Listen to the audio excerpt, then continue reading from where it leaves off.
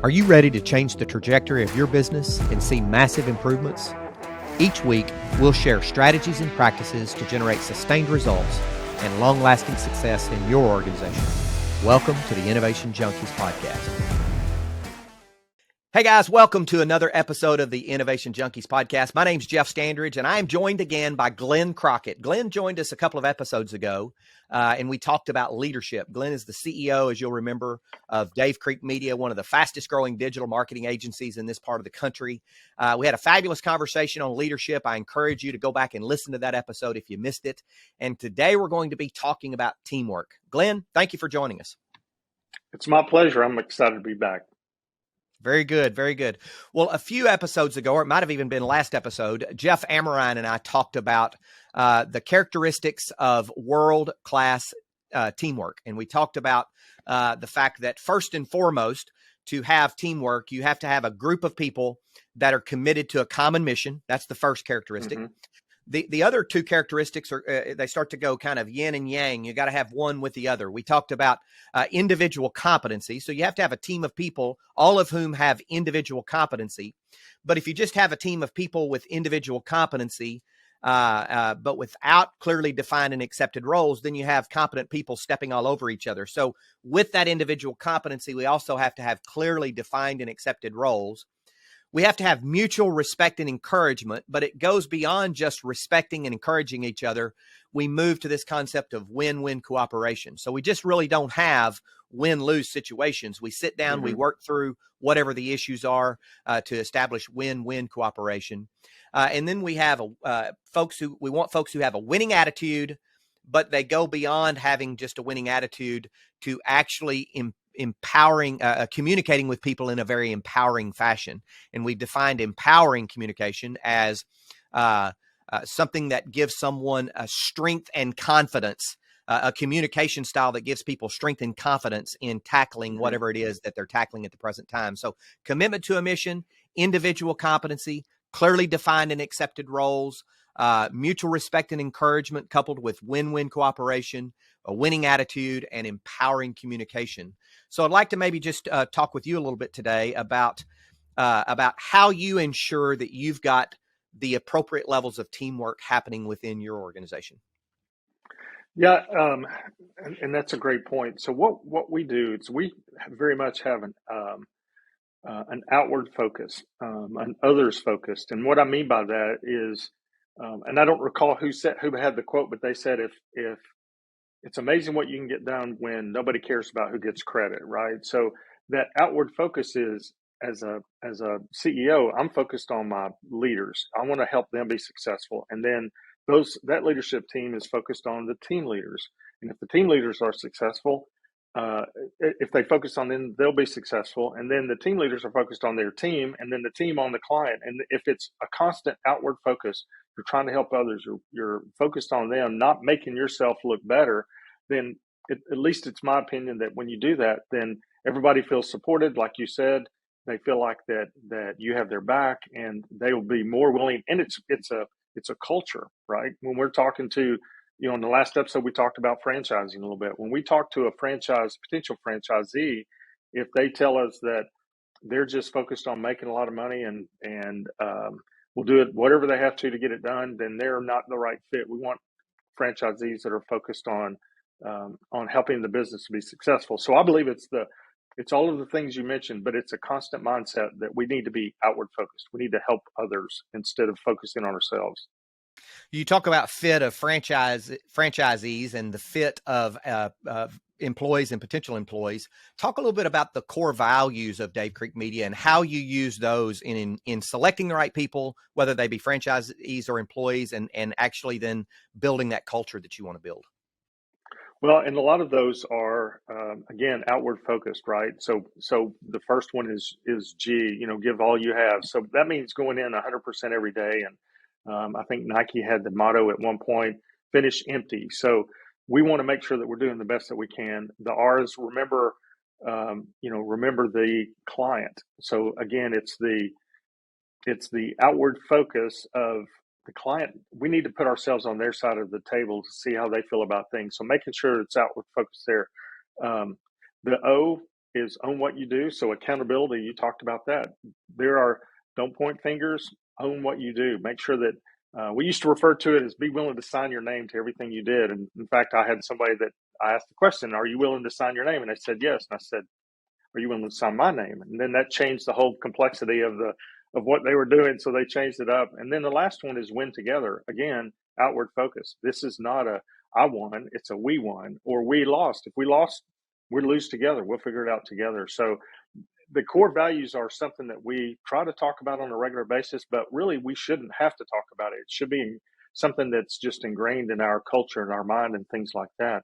But it also helps us when I mentioned using that as kind of a screening option for franchisees, but also when we interview people, do they seem very selfish? Are they deflecting things versus owning, and are they thinking about others? So we do that. And then even within our team, how is this person doing in each of those areas? When you have core values, you can actually set up a scoring model where you can grade everybody based on how they fit within the core values. And some companies have even said if it gets below, it's scale 1 from 10. How are they doing this one? How are they doing this one? And if they get below a certain number, you either have to figure out how to get them above it, or maybe they're just not the right fit. So core values are critical on having a good, a high performance team. Yeah, and you just to connect the dots for folks, your core values spell out the word grow. And I also happen to know that your brand promise is we help businesses grow. So you've been able to connect the dots there. We talk about Right. core values being that behavioral compass that helps you keep it between the guardrails, so to speak, when you're growing your company. And so you've tied all that together with your brand promise, and again, that outward focus that you described. Yeah, even our website, right? If you go to our website, if you look at our business cards, you look at our LinkedIn profile, it's we help businesses grow. Not we have 25 people and here's our the degrees that everybody has. It's not an inward focus. We do have to talk about some of the things we've accomplished, but we've accomplished on behalf of our clients. And you have a great quote as it relates to how people. I'll let you say it on how people focus on we. Mm. Oh, yeah, unfortunately they end up weeing all over their clients. That's We right. do this That's and we right. do that and we do this versus, yeah. So appreciate Yep, you putting me on the spot exactly. there. Yeah, you got it. You got it. Well, let's shift a little bit, and we've used our core values to maybe screen potential candidates, and you make a decision to hire someone. Now, you've grown very, very rapidly from a single person company when you started. Now you've got over 24, and adding people almost every week, it seems like. How do you ensure that you've got the right people in the right place doing the right things? It's hard, and we've not done that every time. I don't think anybody's perfect, but I spoke to somebody that was with, I think it was Chick-fil-A corporate, and they said before we hire somebody, we make sure that we're 100% sure that they're the right person. And that doesn't mean that they are 100% the right person, but they've checked all the boxes, they've asked all the questions, that kind of thing. They believe that they are. So when we talk to people, I like to ask the questions, what is it you're really good at?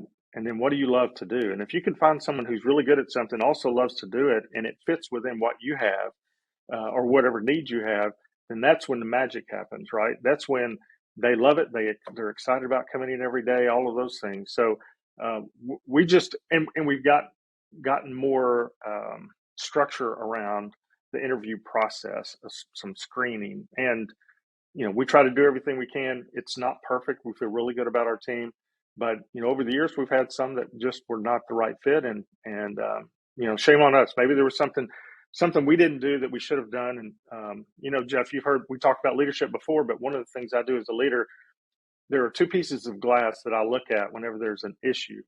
The first piece of glass is a mirror. I look in the mirror to see, did I do something wrong? What did I train them properly? Did I give them the tools to be successful?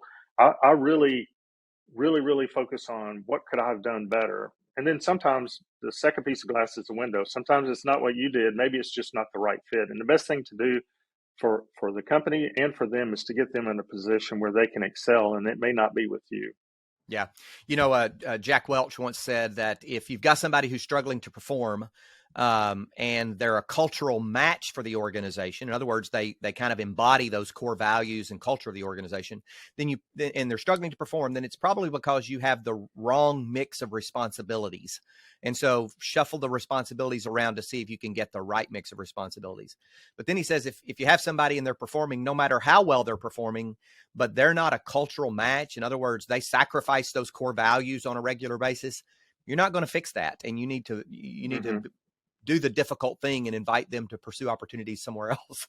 And so that's kind of harsh at times, but I found that to be pretty true. Right. And unfortunately, I've had my share of, laying people off or firing people. It's something that just eats me up inside. I hate to do it, but also know that if they're in the wrong position, it's not good for them. I've had many people that have said, yeah, I knew it just was not right. And you help them go find something else. And I always, if that happens to take place, I always want to make sure that I take the high road and not, and what I mean by that is make sure that it's not a surprise to them, right? It's that you've had conversations. By the time you get to that point, they should already know that it's probably not the right fit. And oftentimes they'll recognize it and go do something anyway. Well, what do you think your biggest challenge is as CEO in ensuring that you've got consistent world-class teamwork happening in your company? That's a really great question. I think it comes down to consistency on, you hire people from we've got a really good mix of different ages, different experience levels, things like that, but making sure that we're all consistent on our attitude, that outward focus. And I know I talk a lot about that, but that's a big deal, because if somebody comes in and they don't have that mindset, then they can disrupt the entire company. So making sure that we have the right people on I'm a huge fan of good to great, and making sure that we have the right people on the bus and then in the right seat. And sometimes we move them around to make sure that they are in the right seat, but we put them in the seat we believe that they would best perform, and then we give them as much training as we can to help them be successful. Yeah, very good, very good. Well, we're with Glenn Crockett, CEO of Dave Creek Media. We're talking about world-class teamwork. As I said, Glenn was with us a while back to talk about leadership. I encourage you to listen to that episode as well. Glenn, always a pleasure. We appreciate you spending time with us today. I really appreciate it and look forward to coming back at some point. Thank you.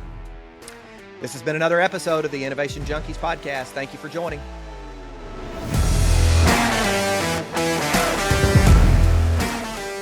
Feedback from listeners like you helps us create outstanding content. So if you like this episode, be sure to rate us or leave a review. Also, don't forget to subscribe to get the latest growth and innovation strategies. Thanks for tuning in to the Innovation Junkies podcast.